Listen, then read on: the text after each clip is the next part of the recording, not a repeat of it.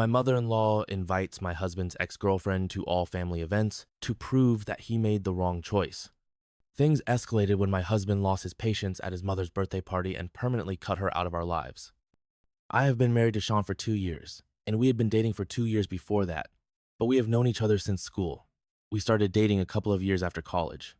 We accidentally met at a restaurant, exchanged numbers, went on a few dates, and that's how we ended up where we are now. About 4 years ago, before I met Sean, he was dating another girl from our school, Diana. She was a year younger than us and had been with him since high school. Sean and I didn't really talk much during school, but we had a lot of mutual friends, so I often saw them together. After graduation, we lost touch because he went to college in a different state, and we hardly saw each other. When we finally met again at that restaurant years later, I asked him about Diana. He told me they had broken up a year and a half ago. Diana was the one who initiated the breakup because she wanted a different life and decided to take a break from the relationship to explore the world. However, she also said that she would come back to him someday. This meant that Diana just wanted to be free, to date other men without feeling guilty, while keeping Sean as a backup option. After the breakup, they remained friends, although Sean minimized his contact with her. By the time we met, he had almost completely moved on from the breakup with Diana. I also started seeing him differently because he had changed a lot since school. Sean and I quickly and easily became friends after our meeting 4 years ago, and we still have a light and easygoing relationship. Sean says he never had that with Diana. She always made him chase after her because she thought it made her more attractive. She flirted with other guys, often hung out with friends without even trying to contact him for several days, and never thought about how he felt because of her behavior. He stayed with her because he was young and foolish, and because he thought he had to keep the relationship going just because they had been together for so long. Another reason was his mother, who was a big fan of Diana. Diana spent a lot of time with my mother-in-law, Sharon, 49, while they were together. When Diana came to visit, Sharon always praised her and behaved completely differently. Sean told me that even after their breakup, Sharon continued to invite Diana to family events and holiday dinners. Sean asked her to stop inviting Diana, but she said she loved her very much, and despite the breakup, she and Diana were still good friends. So Sharon saw nothing wrong with continuing to invite her. They communicated almost every week and were really in good relations. This continued even after I started dating Sean and he introduced me to his family. At first, I found it strange, and it still seems strange to me, but there's a reason why I put up with it for so long. The first time Sean brought me to meet his family was on Christmas, 4 years ago. By that time, we had been dating for quite a while, almost 8 months. Diana was also there and behaved terribly towards me the whole time. She picked on my appearance, my height, my outfit, my makeup, and everything else. She did it so cleverly that it all seemed like an innocent joke. But Sean understood what she was getting at and tried to stand up for me. However, Sharon immediately put a stop to it by directly asking if I had a problem with Diana's jokes, putting me in an awkward position. I understood that if I said I didn't like it, they would think I was insecure and would put me down even more. So I decided to show that I didn't care and said, I don't care. It was a petty move on my part, but as soon as I said it, I noticed their faces change. They looked surprised and annoyed. When we got home, Sean apologized for the behavior of Sharon and Diana and promised that he would not let his mother invite her anymore. But I told him not to do that. I understood who I was dealing with and didn't want to show weakness, if you know what I mean. I didn't want Sharon and Diana to believe that they had intimidated me or made me feel insecure because that didn't happen. I thought I had to prove it. I explained this to Sean, and although he was surprised, he no longer interfered in our disputes after that day. At all the family gatherings that Sharon hosted from that day on, Diana was always present, and each time they behaved the same way towards me. Snide remarks, ambiguous compliments, and constant attempts to mention Diana and Sean's shared past, even when it was completely inappropriate, just to put me in an awkward position. I steadfastly endured all of this and tried to appear as calm as possible. Sharon even hinted several times that Diana would be a better daughter-in-law and would suit Sean better as a wife. This annoyed me, but I tried not to show it because as long as Sean was around, I didn't care about their words. So let Sharon and Diana talk as much as they want, I don't care. That's how I dealt with them for the past 4 years, and planned to stick to the same approach for as long as it took. I was definitely not going to be the first to lose patience. Now, about what happened recently. 3 days ago, Sharon was celebrating her 40th birthday with a party for family and friends. On her birthday this year, Sean didn't want to go because his colleague was celebrating their engagement on the same day, and Sean wanted to attend that event. He had good reasons. His colleague would only get engaged once, and they were really close. But Sharon made him promise that he would come to her birthday, wearing him down with constant requests. So we decided to go to Sharon's party, as we did with all other events. As on all other occasions, Diana was also invited, and for some reason, she looked like she was dressed for the red carpet. Even Sharon was overdressed, but at least it was her birthday, which we came to celebrate. Sean and I decided that we would leave right after Sharon cut the cake and head to his colleague's engagement party. Around 5:30 p.m., my father-in-law brought out the cake, and we were surprised to see 2 cakes. On one of them, it was written, "Happy Almost Anniversary." Sean and I didn't understand what it meant, and none of the guests did either, so we waited for the birthday girl to explain. However, instead, Diana took the initiative into her own hands, to our surprise. She grabbed Sean by the hand and pulled him towards her. We were both so shocked that we couldn't do anything. Sean suddenly found himself in the center of attention, and everyone was looking at him. Then Diana began to tell everyone that almost 10 years ago, at Sharon's birthday, Sean got down on one knee and gave her a promise ring. They were both 18 years old at the time, and they were supposed to go to different colleges in a few months. It's been 10 years since then, and the ring is still on her finger, and she proudly showed it to everyone present. Then she awkwardly hugged Sean, but he didn't return the hug. Sharon encourages them, saying she's willing to give them her attention so they can celebrate what could have been. The whole situation was so absurd that Sean and I just stood there in shock with our mouths open, as did everyone else. For a few minutes, no one said anything because no one knew how to react to such an absurd situation. Diana continued to cheerfully chat about how Sean was her almost husband and Sharon was her almost mother-in-law, and that it was their almost anniversary, as if the guests didn't understand the point of the joke. Then Sharon cut the so-called anniversary cake to feed it to Sean. First, she offered it to Diana, and then she tried to feed it to Sean. But it seems that at that moment, he came to his senses and pulled away from his mother when she brought the piece of cake to his face.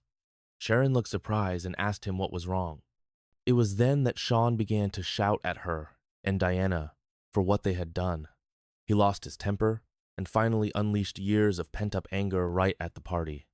He called them both superficial, stupid, and selfish, and said he was ashamed that he had ever been in a relationship with Diana and was related by blood to Sharon because they were the most disgusting women he had ever met. I have to admit, even I was shocked by such an emotional outburst because Sean is usually a very calm person and rarely raises his voice or gets angry with people. You have to push him really hard to make him lose his temper, and with Sharon's help, Diana finally managed to do it. After Sean finished shouting, we left the party and immediately took a taxi to his colleague's celebration. I tried to talk to him in the taxi, but he looked very upset and said he didn't want to discuss either his mother or his ex right now, so I left the topic alone. When we arrived at the other party, Sean's mood noticeably improved. He began to communicate with his friends and colleagues, and I realized that he was feeling better. By the time we got home, he looked much calmer, so I decided to bring up the topic of what happened at Sharon's party again, thinking he would want to discuss it. But it turned out that he didn't want to again. Instead, I got a reprimand that I was partly to blame for all this. He agreed that Sharon and Diana really tried to humiliate me with the cake, but added that I was not entirely innocent in the situation either. He reminded me that for many years I'd insisted that he stay out of it and not interfere, allowing Sharon and Diana to behave as they pleased just because I wanted to prove to them that I didn't care. I did this for the sake of my ego and the need to show that I was unwavering, completely forgetting that Sean was just as involved but was suffering from it. Sean didn't expect support from his mother or his ex-girlfriend, but he expected it from me, and he said that I'd let him down in some way, putting my feelings above his in this situation. That evening, we argued. I told him he was too harsh and unfair to me, but now, with a cool head, looking back, I think he was right. For several years, I had made my husband stay silent, while his mother continued to invite his ex to family events to humiliate me. So, I suggest we pause this video and answer in the comments. Do you agree with the author? Do you think she is guilty, or do you think she is not guilty? Now, let's continue. Update 1. Today, I apologize to Sean. I read the comments, thought about it, and discussed the situation with several of my friends. I came to the conclusion that I was wrong, and everything he said that day was true. I put my feelings above his and was so busy showing that Diana and Sharon's behavior didn't bother me that I didn't even think that it might be bothering Sean himself. For his sake, I should have let him put an end to it if he wanted to. I made him forget about his feelings for years just to win some sick mind game with people I don't even like. And in the end, I put the only relationship that really matters to me at risk. I seriously messed up and knew I had to fix it. Sean had been avoiding me since the day of the party, and I, in turn, tried to show that it didn't bother me. This is my usual reaction, and it has always been a problem because I pretend that nothing bothers me even when it does. I want to be perceived as a calm and unperturbed person, so I act that way and suppress my feelings. I understand that this is an extremely unhealthy way of dealing with problems. If I want to save my marriage, I definitely need to work on myself.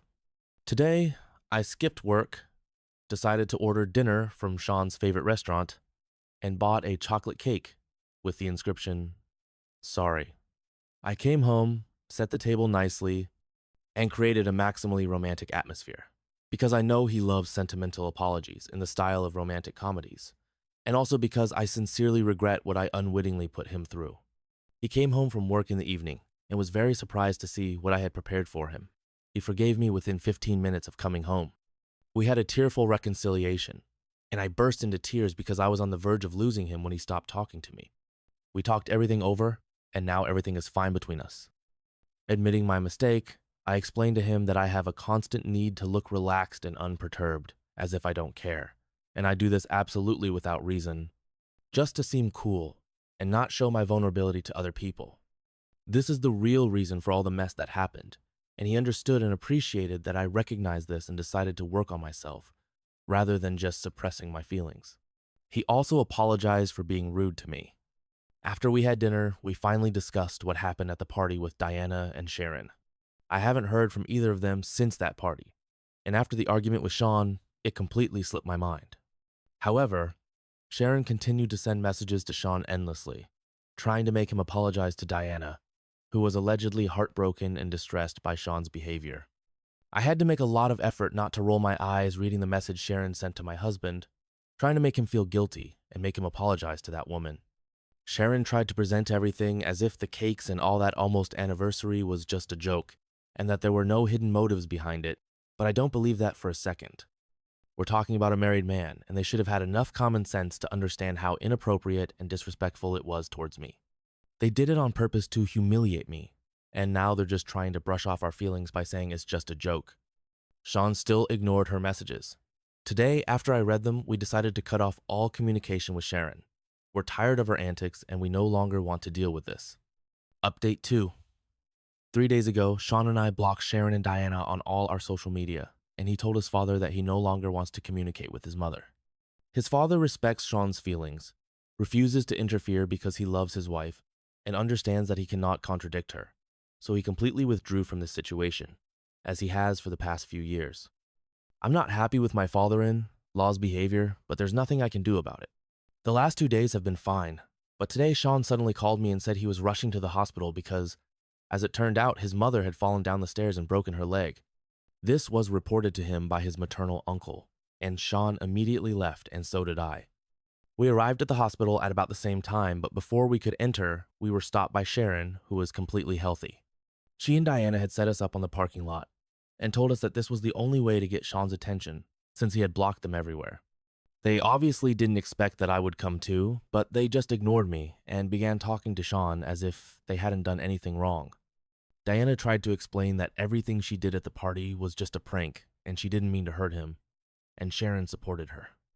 Sean listened to them for a while, and then he told his mother and ex-girlfriend to go to hell right to their faces, after which he left with me. As we were about to get into our cars, Sharon began to shout at us, but we didn't stay to listen to her. I'm sure she was cursing us, but it didn't matter anymore because she lied to see Sean again, and I can't imagine anything more manipulative than that. Sean went home from the hospital because he was too exhausted, and I had to return to work. While I was at work, I received a call from an unknown number. It turned out to be Sharon. She shouted at me for 15 seconds before I managed to hang up. I was just confused and answered.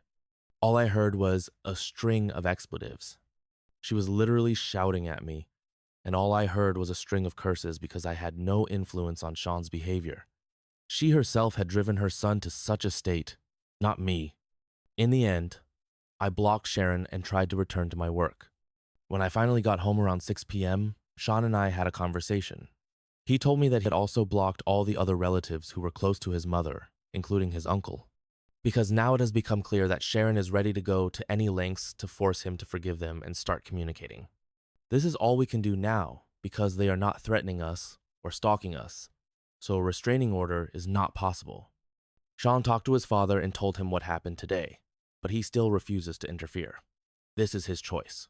Sean loves his father, so I don't say anything, but honestly, I don't think my father-in-law's behavior is an example of a good father. At least he could have talked to his wife and stood up for his son, but he doesn't even want to do that. Well, he loves his father, but the man has never once stood up for him when it came to his mother.